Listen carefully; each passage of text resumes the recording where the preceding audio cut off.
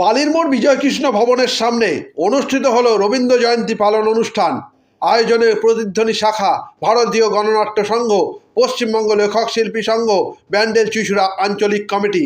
সন্ধ্যাবেলায় এই অনুষ্ঠান অনুষ্ঠিত হয়, ছিল গান আবৃত্তি, সমবেত সঙ্গীত ইত্যাদি। অনুষ্ঠানে লোক ছিল চোখে পড়ার মতন। পরে অনুষ্ঠান সম্পর্কে জানান ব্যান্ডেল চুঁচুড়া আঞ্চলিক কমিটির পক্ষে অরিত্রশীল। চুঁচুড়া থেকে প্রবীর ঘোষালের রিপোর্ট। যেটা রবীন্দ্রনাথ ঠাকুর সম্বন্ধে লেখা। নমস্কার। একদিকে নোবেল পুরস্কার জয়ী পূজনীয় কবিগুরুর কবিতা, অপরদিকে আমাদের সময় যাপনের জন্য স্বপ্ন পূরণের কবিতা। এদের কিন্তু কোনোটিই নয় সর্বশক্তিমান সবিতা, কিন্তু আবার কোনোটি প্রকৃতির প্রেম অপ্রেম বাস্তবের কাল্পনিক ঘটনার কবিতা, আবার কোনো কোনো কবিতা প্রকৃতির সামাজিক পারিবারিক জীবনের কবিতা। কবিতায় থাকে বৈষম্য বিরোধী প্রতিবাদের ভাষা, মাতৃচারিত্র, সাম্যবাদকে ফিরিয়ে আনার কথা।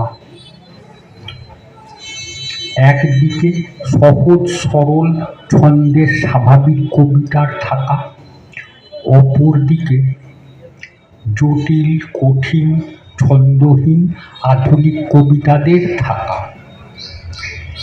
একদিকে ছন্দের বাক্যগুলো সাধারণ কবিতা, অপরদিকে ছন্দহীন বাক্যগুলো আধুনিক কবিতা। কোনো কোনো কবিতায় থাকে মায়া, মমতা, শ্রদ্ধা, ভালোবাসার কথা, আবার কোনো কোনো কবিতায় স্বেচ্ছাচারিতা, আমিত্ব, অভিনয়, বাকপটুতার কথা। পরিশেষে সব কবিতাগুলোই আমরা কবিগুরুকে উৎসর্গ করি সেই কথা। নমস্কার, আমি শ্রী গৌতম চন্দ্র।